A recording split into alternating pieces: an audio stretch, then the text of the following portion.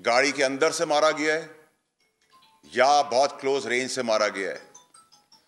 ارشد شریف کو کوئی 8 10 20 گولیاں نہیں لگیں، ارشد شریف کو میرے حساب سے 2 گولیاں لگی ہیں جو سینے پہ اور سر پہ ہے، اور سینے پہ اور سر پہ لانگ رینج شوٹنگ سے نہیں لگ سکتی، اگر لگتی تو 10 20 لگتی۔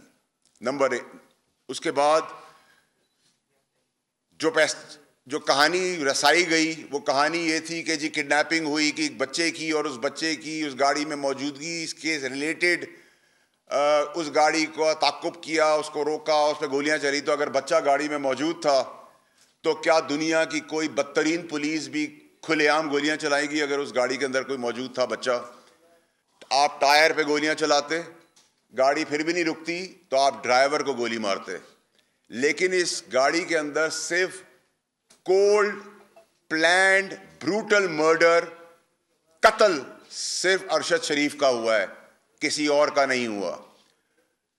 جو خرم نامی شخص اور وقار نامی شخص آ رہے ہیں، یہ میرا اور آپ کا بس کا کام نہیں ہے، نہ پاکستان میں کسی اور سیاسی شخصیت کا کام ہو کہ وہ کینیا کے شہر میں اس سے 2 گھنٹے دور ایک فارم ہاؤس ارینج کرے، اس فارم ہاؤس میں اس کو چھپائے، اور فارم ہاؤس میں چھپانے کے بعد دنیا میں کسی کو پتہ نہ ہو اور یہ حادثہ پیش آئے۔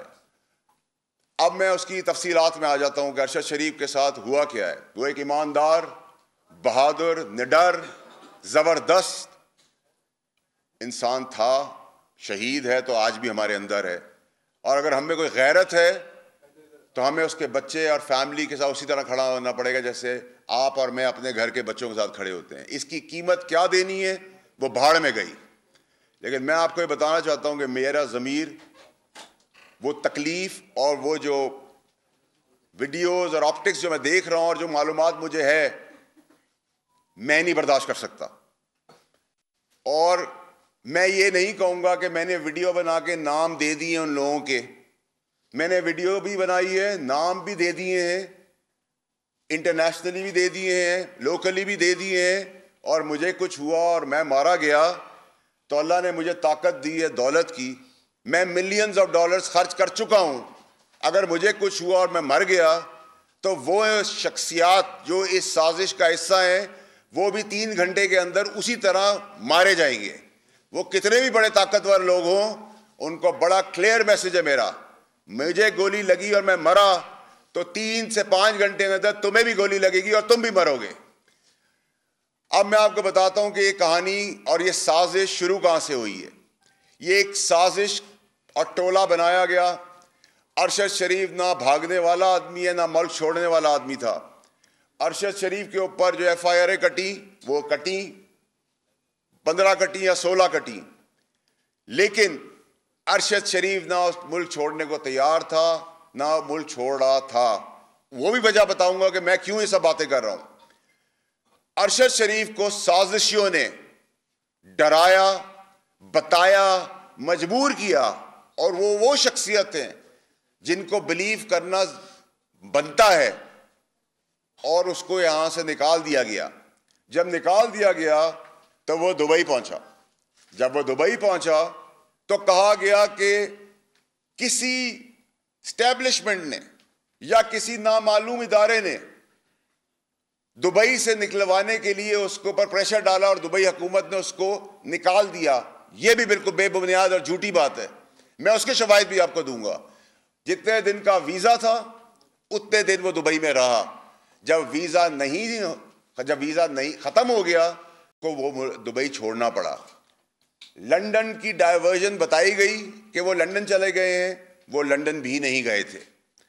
پھر اس شخص نے جس پہ وہ بھروسہ کر رہا تھا، جو یہ منصوبہ بندی کر رہا تھا، جو یہ سازش کر رہا تھا، اس سازش کے حصے کے اندر پورا پاکستان پھنسا ہوا ہے آج، جس کو کہہ کہہ کے تھک گیا ہوں، میں مر گیا ہوں، آستینوں کے سانپوں کے بارے میں بتا چکا ہوں، اپنے چیئرمین ایکس وزیر اعظم عمران خان صاحب کو بتا چکا ہوں کہ یہ جو سازش رچائی جا رہی ہے، اس سازش کے تانے بانے اور سازش کی جو بینیفٹس ہیں وہ اور مقاصد کچھ اور ہیں۔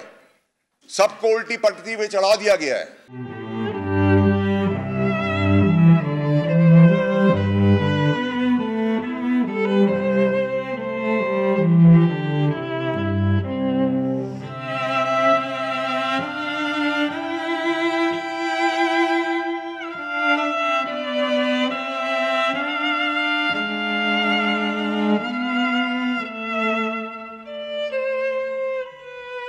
سب سے زیادہ ویوز، سب سے زیادہ ریلز اور سب سے زیادہ ریٹنگ کے ساتھ بول اب بھی نمبر 1 پوزیشن پر برقرار.